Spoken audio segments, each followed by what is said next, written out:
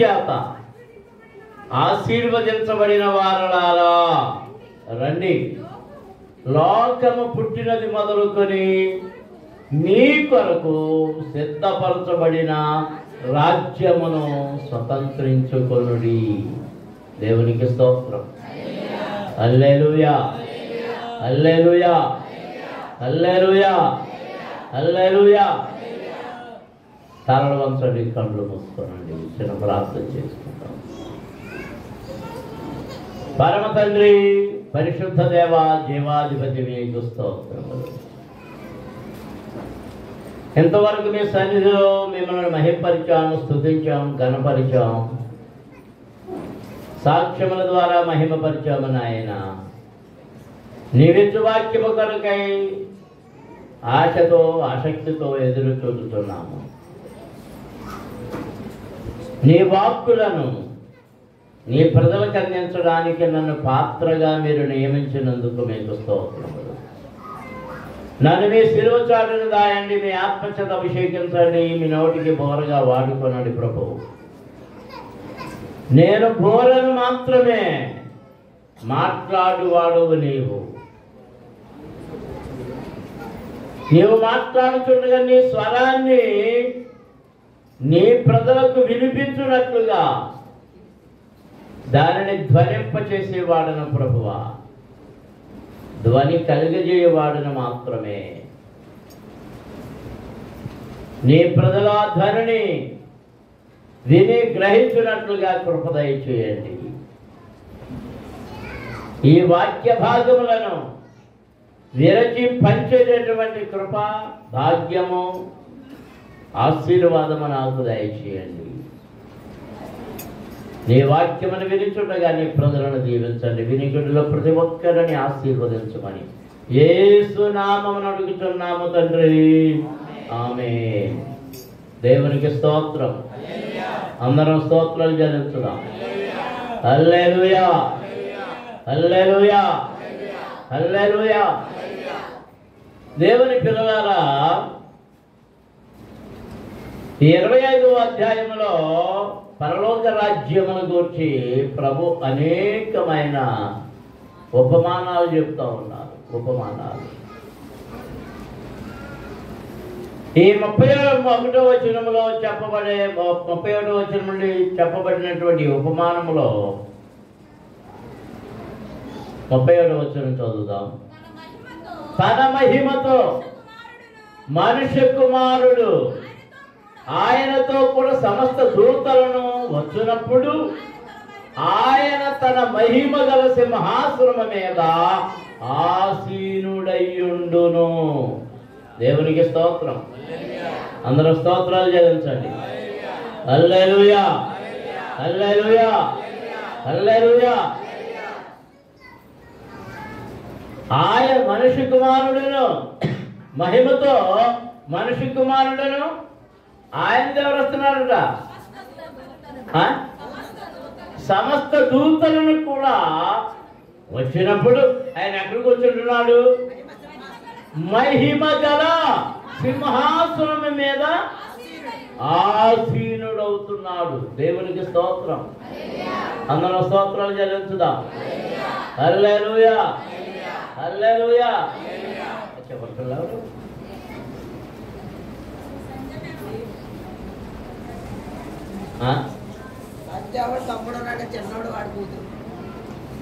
అశోక్ కూతురా?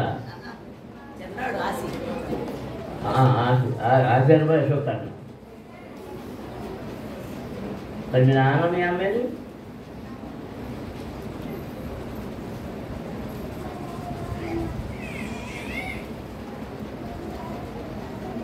ఆయన మహిమ గల సింహాసనం మీద కూర్చుని ఉంటున్నాడు. ఆయన వచ్చినప్పుడు ఆయన ఎలా వస్తున్నాడంట? మహిమతో కూడా. ఎలా వస్తాడు? ఏ విధంగా వస్తాడు? మేఘం మీద వస్తాడు. మేఘం మీద, మేఘం మీద యేసు స్వామి మళ్ళీ వస్తాడు. మేఘం మీద యేసు స్వామి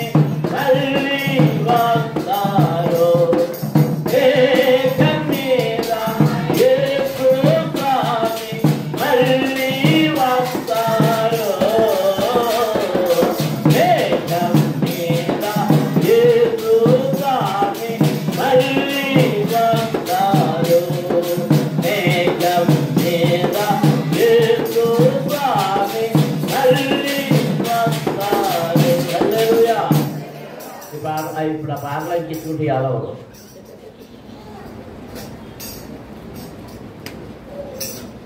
మహిమతో కూడా ఆయన వచ్చి తన మహిమ గల సింహాసనం మీద ఆసీనుడై ఉంటున్నాడు.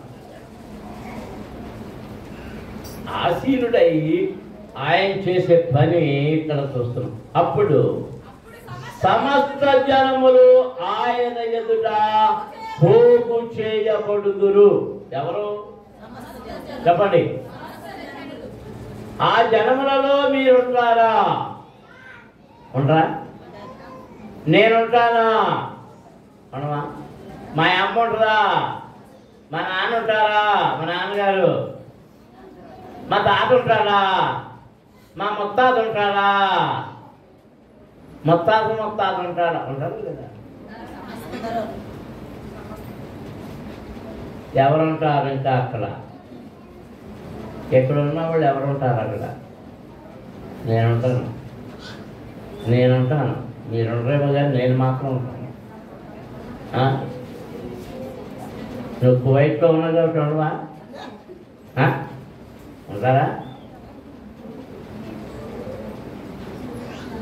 అందరం ఆయన సింహాసనం ఉంటారు. సింహాసనం ఎదురు ఉంటారు. సంజాతి మనవరాలు ఉంటారా? ఉండరా? అల్లుళ్ళు కూతుళ్ళు అవును 2 దానికి పిల్లలు పెట్టారు కదా. ఇలాంటి ఏమి అనుకుందాం మరి బడాయి చేసిన దగ్గర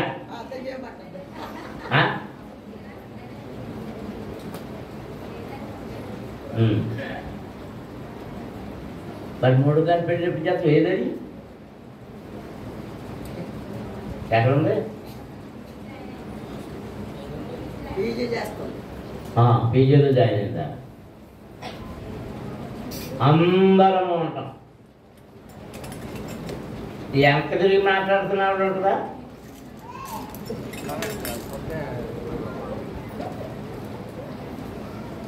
అదెవరు? నీ పిల్లనా ఇది? ఓ జూనియర్ కాంతం. నేను సీనియర్ కాంతం. ఇది సీనియర్ కాంతం రాలేదా? ఉందా? అందరం ఆ తాత కూడా ఉంటాడు. ఉంటాడా? ఉండడా? సమస్త జనములు ఆయన ఎదుట రాను అంటే కుదరదంట. రానంటే కుదరదు. చీపెట్టి నువ్వు తుక్కెలా దుడిసిపోతావు ఇంట్లో నుంచి. ఇంకా మా నాన్న అప్పుడప్పుడు కోస్తే అలా తుడిసిపోతుంటుంది నాకు. అది ఆ చీపురు బాగా లోపల పెడితే ఆ లోపల ఏం దాక్కున్నాయో అన్నీ బయటకు వస్తాయి.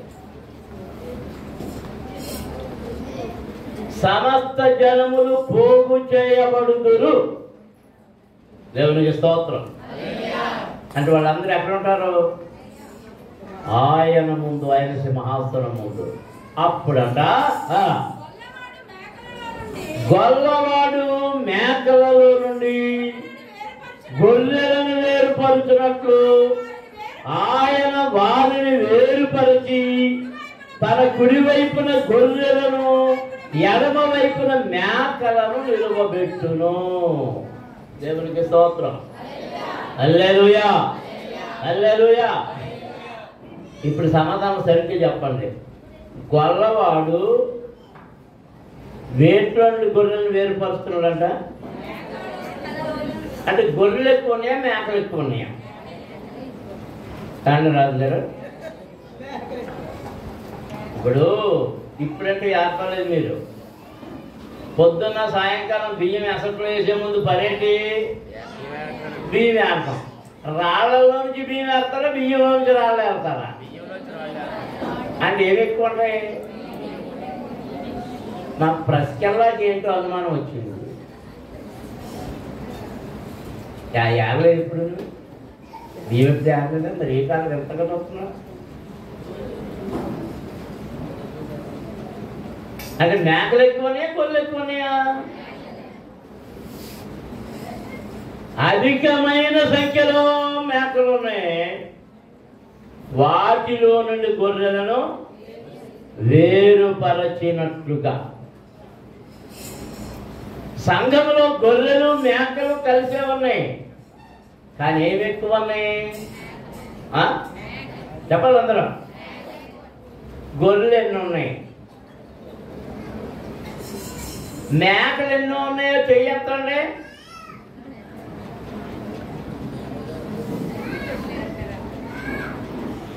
కుమారుని ఎత్తమంటుంది సరుజీ. కుమారి కదా ఎత్తమంటుందా? మరి ఏంటి అంటుంది చెవులో?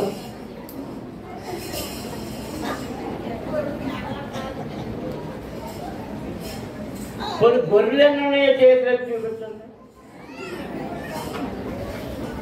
నిజమే, మీరు గొర్రెలే. గొర్రెలు ఎప్పుడైనా జగడాలు ఆడినాయా?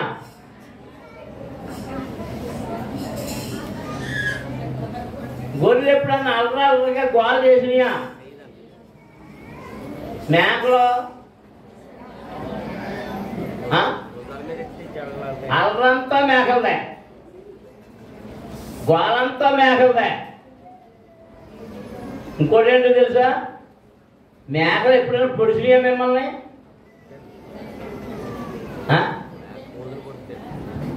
మేకలు పొడిచి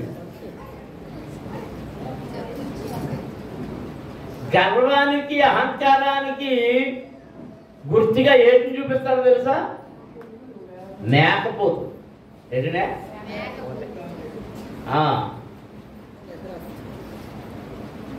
మేకపోతు చాలా బలంగా నడుపుకుంటుంది.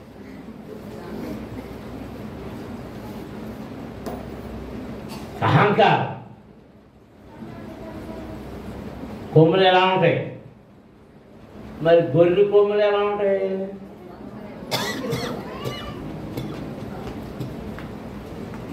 విచిత్రం ఏంటంటే మనుషుడు మేకపోతుల కుమ్మలాట పోటీ ఏడు ఏ పోటీ చేస్తాడు? పొట్టేళ్ళు పోటీలు ఉంటాయి. అంటే అది ఏం నేర్పాడు? ఏంటికి దెబ్బలాట ఎరగనాటికి ఏం నేర్పాడు? దెబ్బలాట నేర్పాడు.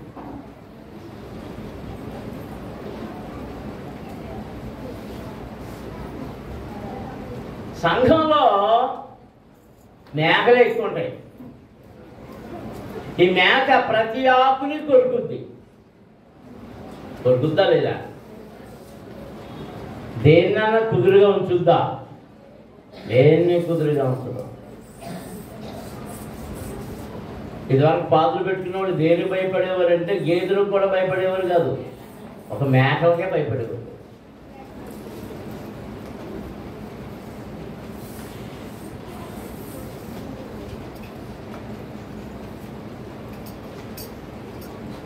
చాలా మంది దైవ సేవకులు కూడా గొర్రెలను ప్రేమించరు.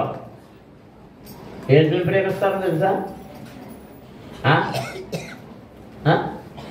మేకలనే. మా చిన్నప్పుడు గొర్రెలో పాలంతా వచ్చేవారు. మేకపాలే అని. గాంధీ గారు ఏం తాగేవాడంట? మేకపాలు. ఏం తినేవాడంట? ఏ సేవకి వెళ్తాం? ఆయన స్పెషల్ ఫుడ్ మేకపాలును వేరుశనక్కాయలు. వేరుశనక్కాయలు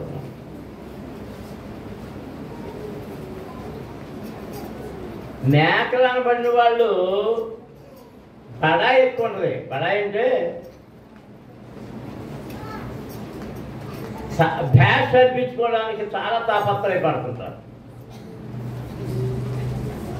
అబ్బో గుళ్ళోకి బోల్డ్ అని చేసేస్తారు.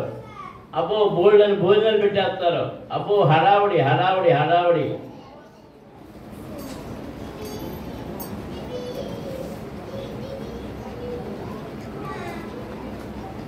కానీ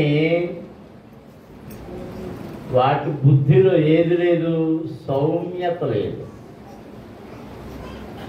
గొర్రెకున్న విధేయత, సాధు స్వభావము దానికి లేదు. అంచేత అక్కడ మేకలలో నుండి గొర్రెలను వేరుపరచినట్లుగా ఆయన వారిని వేరుపరచును. ఎవరిని? విశ్వాసులను. గొర్రె స్వభావము కలిగిన వారు, మేక స్వభావము కలిగిన వారు. అందుకే క్రైస్తవుని మధ్య చాలా మంది హిందువులు ఏమని వెళ్తున్నారంటే గొర్రెపెట్టి అంటున్నారు. నిజమే, గొర్రెపెట్టడమే. సాధు స్వభావము కలిగిన వారము. అందరూ దేవునికి స్తోత్రం చెల్లించారు. హల్లెలూయా.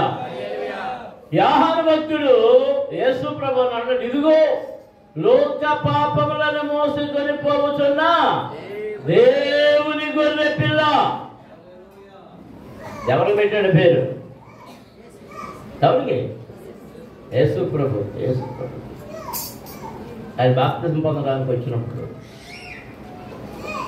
ఆయన చెప్తున్నాడు, దేవునికి స్తోత్రం. అందరూ స్తోత్రాలు చెల్లించుదాం. హల్లెలూయా. అంటే గొర్రెలకు ప్రత్యేకత ఉంది. మేకల యొక్క పరిస్థితి వేరు, గొర్రెల యొక్క పరిస్థితి వేరు.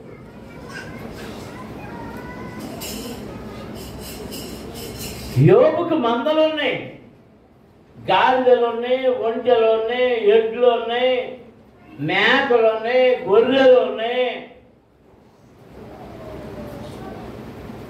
ఒక్కో మంద 3,000, 5,000, 10,000 ఉన్నాయి. దేవునికి స్తోత్రం. విచిత్రం ఏంటంటే మన దేశంలోనే మేకల మందలు ఎక్కువ కనపడతాయి. ఇతర దేశాల్లో ఏ మందలు ఎక్కువ ఉంటాయో తెలుసా? గొర్రెల మందలు ఎక్కువ ఉంటాయి.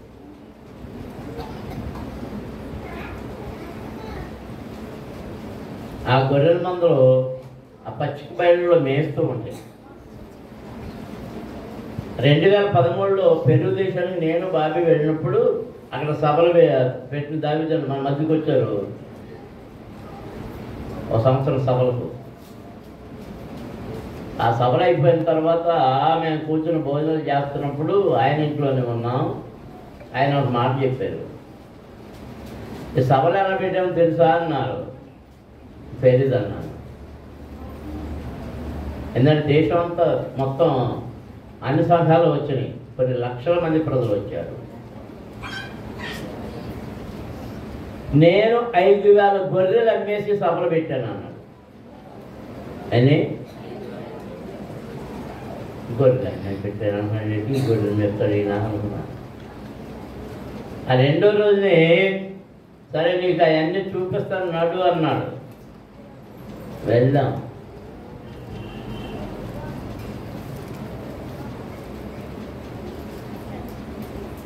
ఆ సముద్రపు ఒడ్డున ఉంది చాలా భూమి, ఇంచుమించు 2,000 ఎకరం.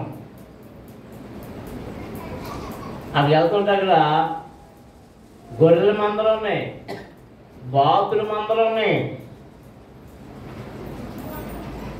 కోళ్ళు ఉన్నాయి, పందులు ఉన్నాయి, ఆవులు ఉన్నాయి. పందులు ఉన్నాయి చూసారా, ఈ రకరకాల పందులు. బ్లూ కలర్లో ఉన్నాయి, రెడ్ కలర్లో ఉన్నాయి, రకరకాల రంగులు ఎంత ఉన్నాయి అంటే ఒకటి ఎంత ఎద్దులుగా ఉన్నాయి.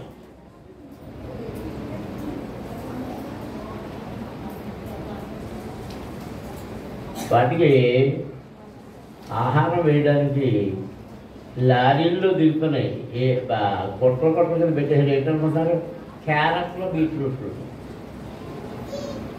అప్పుడు చూసాను, ఓహో తప్పిపోయిన కుమారుడు 2 కుమారుడు వెళ్ళి పందులు పొట్టు తిన్నాడు అన్నారు కదా, బహుశా ఇయ్యి అన్నమాట అనుకున్నాను.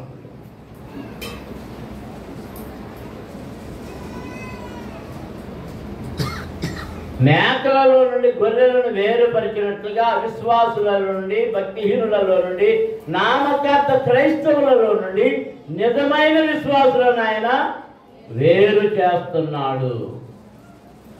వేరు చేసి నిజమైన రక్షణ పొందిన వారిని కుడివైపునను,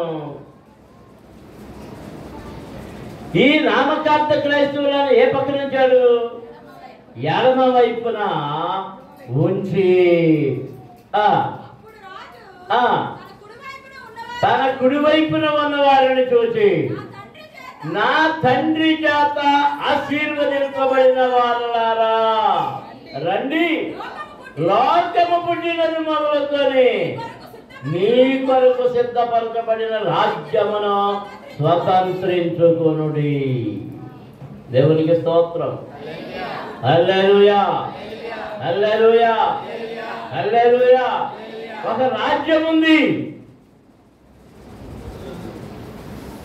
అది లోకము పుట్టినది మొదలుకొని మీ కొరకు సిద్ధపరచబడింది. ఎప్పుడు సిద్ధపరచబడిందంట? లోకం పుట్టినప్పుడే. ఎవరి కొరకు సిద్ధపరచబడింది? కుడివైపునకు పిలవబడిన వారు, కుడివైపున ఉంచబడిన వారు. వారు ఎవరిని పిలుస్తున్నాడు? నా తండ్రి చేత ఆశీర్వదించబడిన వారలారా, నా తండ్రి చేత ఆశీర్వదించబడిన వారలారా. దేవునికి స్తోత్రం. హల్లెలూయా. అవునే, నేను గోపాలపురంలో చూశాను కదా, గుర్తు.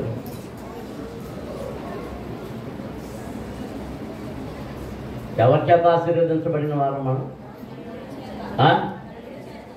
దేవుని చేత, తండ్రి చేత ఆశీర్వదించబడిన వారు ఎంతమంది ఉన్నారు ఇక్కడ?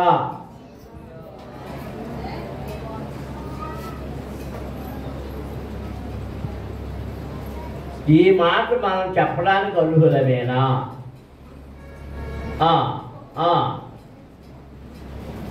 అప్పుడు ఏమంటున్నాడు ఆయన? వాళ్ళతో ఏమంటున్నాడు? నేను ఆకలి కొట్టిని, మీరు నాకు, మీరు ఎప్పుడైనా అవసరం పోయినట్టు కూడెట్టారా?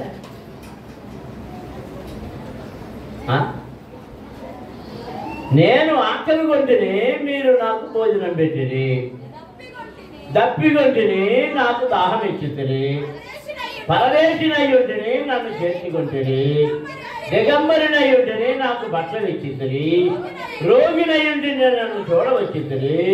చెరసాలలో ఉంటే నా యొద్దకు వచ్చితిరని చెప్పును. అందుకు నీతిమంతుడు, ప్రభువా, ఎప్పుడు నీవు ఆకలి కొని ఉండుట చూచి నీకు ఆహారం ఇచ్చితిమి, నీవు దప్పికొని ఉండుట చూచి ఎప్పుడు దాహం ఇచ్చితిమి, ఎప్పుడు పరదేశి వైద్యుడు చూచి నేను చేర్చుకొంటిమి, దిగంబరి వైద్యుడు చూచి బట్టలు ఇచ్చితిమి, ఎప్పుడు రోగు వైద్యుడు ఆయనను చెరసాలలో ఉండు ఆయనను చూసి నీ యొద్దకు వచ్చిందని ఆయనను అడిగాను. అందుకు రాజు, మిక్కిలి అల్పులైన ఈ నా సహోదరులలో మీరు ఒకరికి చేసిద్దరు కనుక నాకు చేసిరని నిశ్చయముగా మీతో చెప్పుతున్నాను. దేవునికి స్తోత్రం. అప్పుడు ఎడం వైపు వారిని చూసామంటారు. ఎవరంటే వాళ్ళు? కుడివైపున వాళ్ళు ఎవరు? ఎడవైపున వాళ్ళు ఎవరు? కుడివైపున వాళ్ళు ఎవరు? ఎడవైపున వాళ్ళు ఎవరు? ఎడవైపున వాళ్ళు ఎవరు? కుడివైపున వాళ్ళు ఎవరు? కుడివైపున వాళ్ళు ఎవరు? ఆ ఎడవైపున వాళ్ళు ఎవరు? మీరు ఏ పక్కన ఉన్నారు? మేము అటు ఇటు కదా శాస్త్రంలో ఉన్నామండి.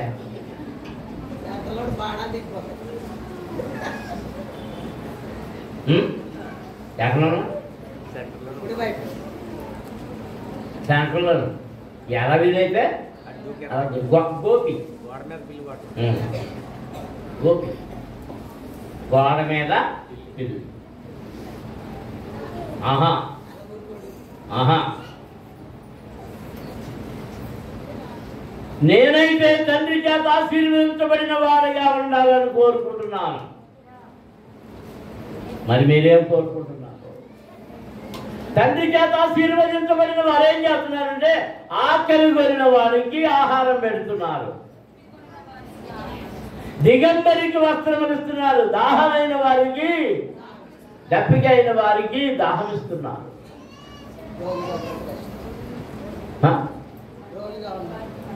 రోగి అయిన వారిని పరామర్శిస్తున్నారు. చెరసాలలో వెళ్ళిన వారిని పరామర్శిస్తున్నారు. దేవునికి స్తోత్రం. హల్లెలూయా, హల్లెలూయా. పరదేశులై ఉన్నప్పుడు నన్ను చేర్చుకుంటుంది. దేవునికి స్తోత్రం. ఇప్పుడు ఏ పరదేశులు చేర్చుకోవద్దు సుమా. పూర్వకాలం పరదేశులు వేరు, ఇప్పుడు పరదేశులు. ఇప్పుడు పరదేశులు ఎవరు వస్తున్నారు? దొంగలు వస్తున్నారు. ఇప్పుడు అది ప్రమాదమే. జాన్సా ఏంటి ఆలోచిస్తున్నా?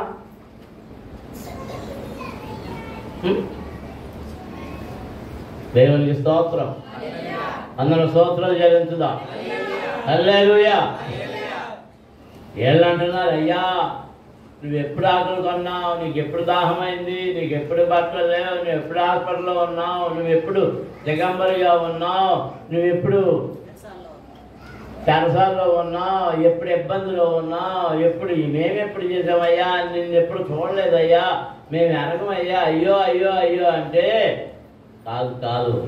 ఈ అల్పులలో ఒకరు చేశారు.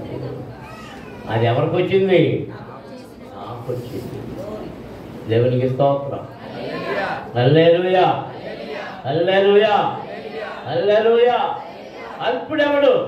ఆహారము లేనివాడు, ఆకలి కొనినవాడు, వస్త్రములు లేనివాడు, బంధువులు లేనివాడు, స్నేహితులు లేనివాడు, ఎవరి ఆదరణ లేనివాడు, పొరుగు గ్రామస్తుడు పట్ల చేతపట్టుకుని ఊరికి వచ్చాడు.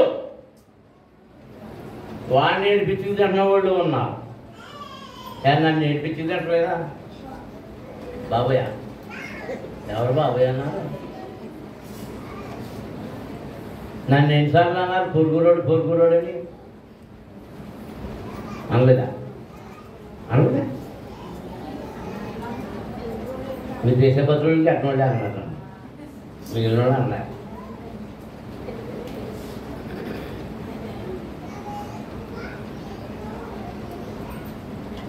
ఏంటి మిత్ర?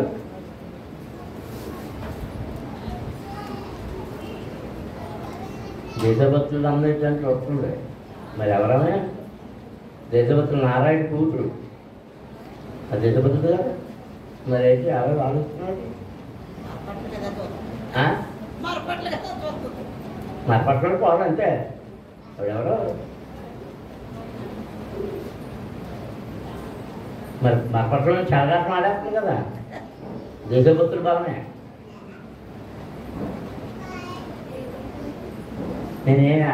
నాకేం తెలదమ్ము కదా.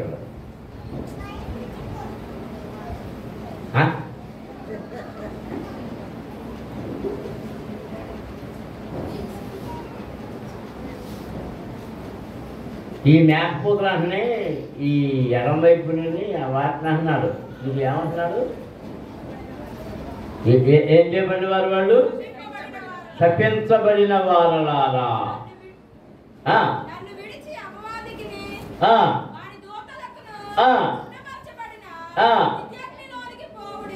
అప్పుడు ఎక్కడికి వెళ్ళిపోయి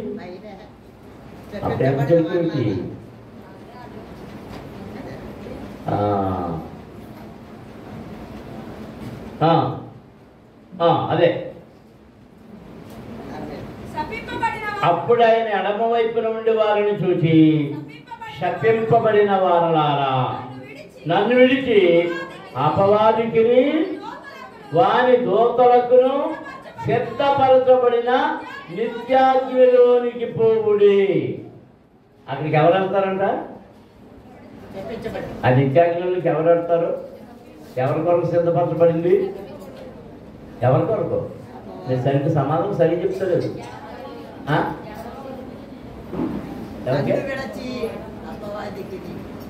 ఎవరు సిద్ధపరచబడింది? అపవాదికి వాని దూతలకు సిద్ధపరచబడిన నిత్యాగ్నిలోనికి పోండి. అంటే ఇప్పుడు ఎవరి దూతలు? అపవాది దూతలు.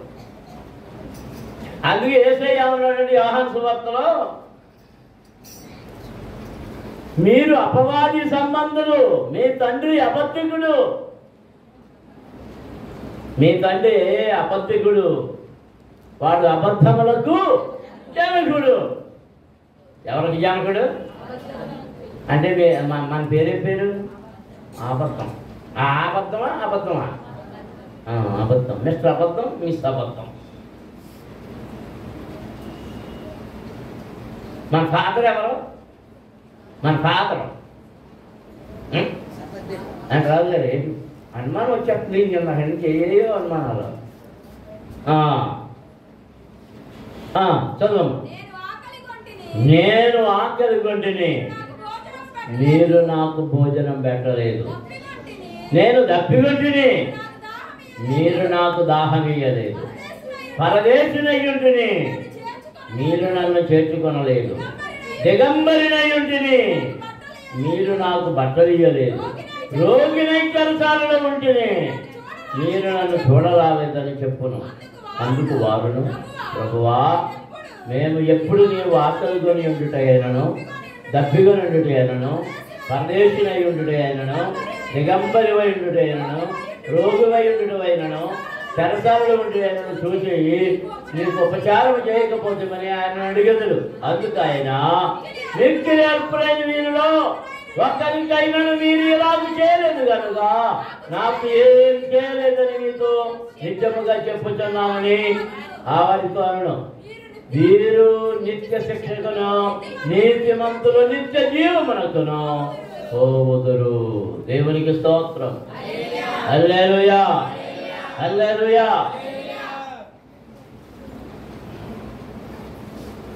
మన వలన దేవుడు తృప్తి పొందాలి అంటే మనం తిన్నా తినకపోయినా ఎవరికి పెట్టాలంటే ఆకలి కొన్న వారికి పెట్టాలి. మనకి ఎలాగో ఉంటుంది.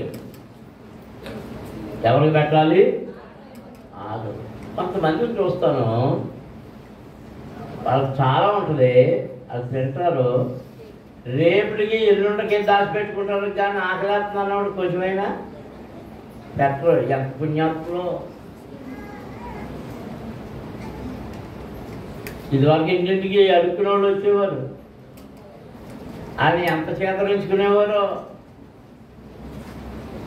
కొంతమంది ఏమో పెట్టేవాళ్ళు, కొంతమంది ఏమో చెయ్యి ఖాళీ లేదు. ఏం లేదు, ఏమైంది చెయ్యి ఖాళీ లేకుండా? ఏం చేస్తుంది? ఏం పని చేస్తుందా చెయ్య అంటారు కదా. అదేదో చేస్తున్నావు.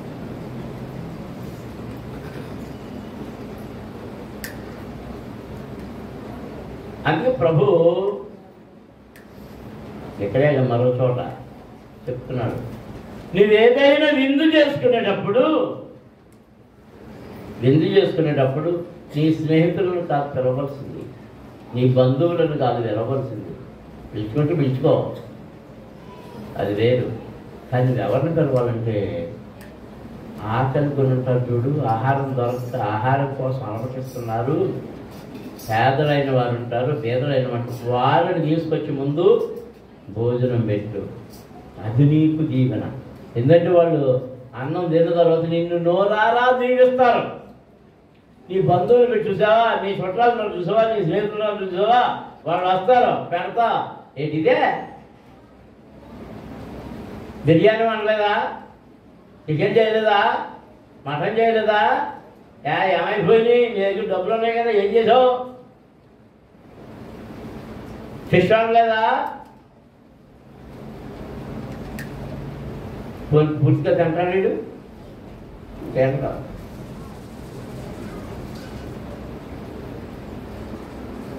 చాలా జాగ్రత్తగా గమనించండి. మీరు తినేది మాత్రమే వేసుకోండి, అది మాత్రం తినండి. తినని వాటిని వేసుకోవద్దు, అనవసరం పాడు చేస్తుంది. దానిని ఆకలి కొనిన వానికి పెట్టవచ్చు. ఆకలి కొన్న వానికి, ఆహారం అవసరమైన వానికి పెట్టినప్పుడు వారి యొక్క ఆకలి తీర్చబడుతుంది. దేవునికి స్తోత్రం. అందరూ స్తోత్రం చెల్లించుదాం. హల్లెలూయా, హల్లెలూయా. ఒకసారి స్వీడన్ దేశానికి మన దేశస్తులు వెళ్ళారంట, చూడడానికి వెళ్ళారు. హోటల్కి వెళ్ళారు, భోజనాలు చేస్తున్నారు, భోజనాలు కూర్చున్నారు. అది ఎవరెవరో ముసలోళ్ళు గట్ట ఎవరో కూర్చొని చేస్తున్నారంట, చూస్తున్నారంట. ఈ కుర్రాళ్ళు భోజనాలు చేస్తా సగం అలా తిని వదిలేస్తున్నారు. ఆ ముసలోడు వచ్చి అలా వదిలేస్తున్నారే అని అంటే, మనం కొంచెం బడాయిలు ఎక్కువ కదా, ఆ ముసలోడు ఏదో అన్నారు. ఇంకొక ఆయన వచ్చి చెప్తాడు, ఏం మాట్లాడలేదు.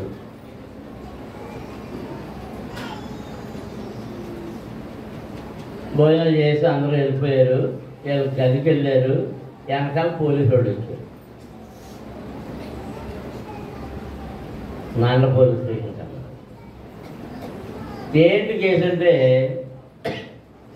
హోటల్లో అన్నాలు మిగిల్చేసినందుకు కేసు పెట్టారు. ఆ ముసలోళ్ళు వచ్చారు కదా చూసా, వాళ్ళ కేసు పెట్టారు. అదేంటి మా ఇష్టం, మేము దానికి డబ్బులు చెల్లించేసాం, మా మీద కేసు పెట్టడం ఏంటన్నారు. వాళ్ళు ఏమంటున్నారంటే, మా రైతు కష్టపడి పండించిన ఆహారం మీరు డబ్బులు ఉన్నాయని ఇష్టం వచ్చినట్టు పాడు చేస్తే మా దేశాన్ని పాడు చేసినట్టు. దానికి మీద కేసు ఎట్టి ఇలా ఫైన్ వేయండి, ఆమె లోపలికి వచ్చేయండి. లోపలికి వేసి ఏమి నేర్చుకుంటున్నారు? నువ్వు తినగలిగినంత తిను, అదే పెట్టించుకో.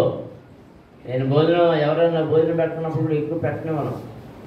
నేను తినగలిగిన దానికి ఎక్కువ పెడితే నాకు చాలా కోపం వచ్చేస్తుంది. ఆ పెట్టింది దాంట్లో లేకుండా ఉండటం కోసం ఎక్కువ తినేస్తేనేమో నాకు ఇబ్బంది, తినకపోతేనేమో అది నన్ను ఎక్కిరిస్తూ ఉంటుంది.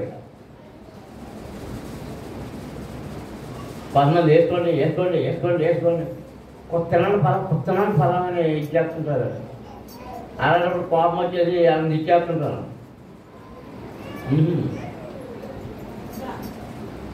నేను తినకుండా మిగిలి చేసింది మరి అక్కడ ఆకలి కొన్న వాళ్ళకి ఆకలి తీరుస్తుంది. ఆకలి కొనిన వారికి ఆహారం ఇచ్చినప్పుడు, దిగంబరి అయిన వారికి వస్త్రములు ఇచ్చినప్పుడు, వారి అవసరతను బట్టి అది నీకు మేలు. నీ మీద సాక్ష్యము చెప్పబడుతుంది అక్కడ. దేవునికి స్తోత్రం. అందరూ స్తోత్రాలు చెల్లించండి. హల్లెలూయా హల్లెలూయా. చాలామంది ఈ క్రిస్మస్ టైంలో నా దగ్గరికి వస్తుంటారు. ఇంతవరకు వచ్చేవారు, ఈ మధ్య రావడం మానేసిందండి. మీ పేరు మీద అండి ఒక 20 దుప్పట్లు, నా పేరు మీద 20 దుప్పట్లు ఇవ్వాలనుకుంటున్నాను.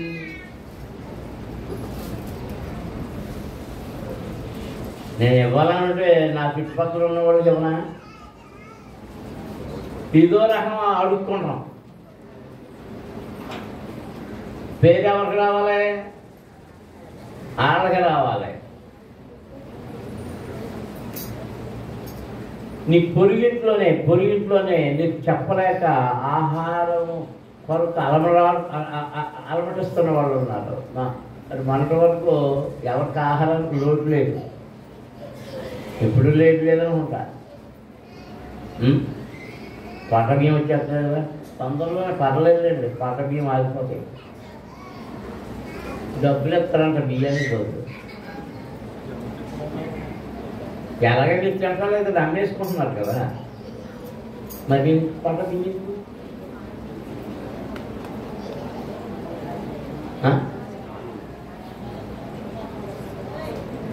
మీకు విషయం తెలుసా?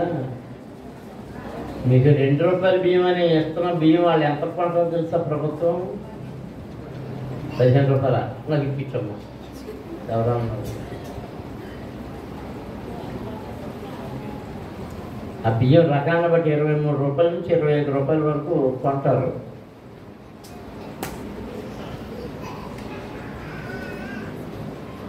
రూ. 25 కొంటారు, రూ. 2 మీకు ఇస్తాం, రూ. 23 సబ్సిడీ అంటారు దాన్ని.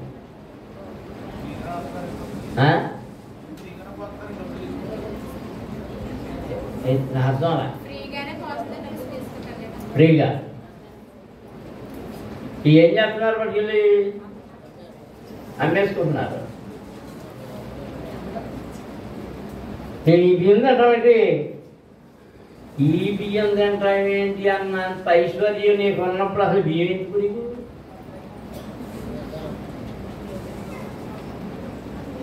ఏమి రా మీకు సంగతి తెలుసా? నిజానికి మన ఆంధ్రప్రదేశ్లో ఆకలి తక్కువగా ఉంది. ఇప్పుడు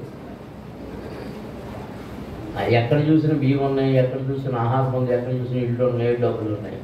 ఇతర రాష్ట్రాలకు వెళ్తే ఆకలి కొట్టుమిట్టాడిపోతున్నారు. ఆ బెంగాల్ వాళ్ళు, ఛత్తీస్గఢ్ వాళ్ళు మనకి ఈ కూలి పనులకు ఎందుకు వస్తున్నారు అనుకుంటున్నారు? అక్కడ పనులు దొరక్క, ఆహారం దొరక్క. మీకంటే గబగబా ఎక్కువ తొందరగా ఊడి చేస్తాం, తొందరగా పోసేస్తాం, తొందరగా ఇవన్నీ చేస్తాం. మీ పనులన్నీ ఏమైపోయినాయి? మీ మేస్త్రి పనులు ఊడిపోయినాయి. ఇప్పుడు ఇక్కడ ఎంతమంది మేస్త్రులు ఉన్నారు?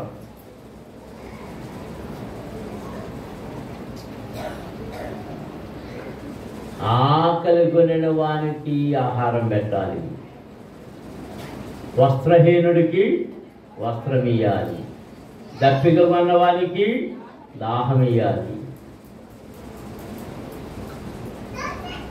రోగి అయిన వానికి పరామర్శ కావాలి.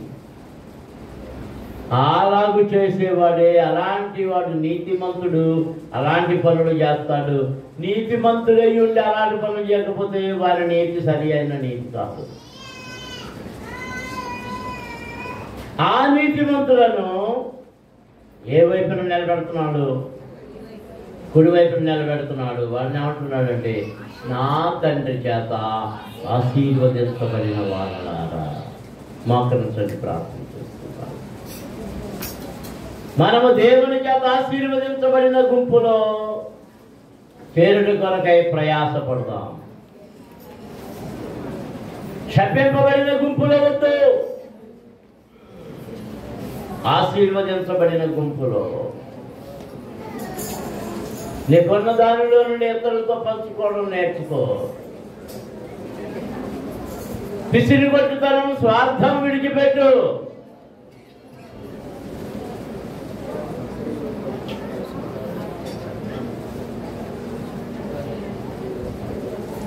విజ్ఞాపన చేయాలి. ప్రభువుని అడగండి. హల్లెలూయా, హల్లెలూయా, హల్లెలూయా, హల్లెలూయా, హల్లెలూయా, హల్లెలూయా, హల్లెలూయా. యేసయ్యా మీకు స్తోత్రములయ్యా, మీకు స్తోత్రములయ్యా, మీకు స్తోత్రం.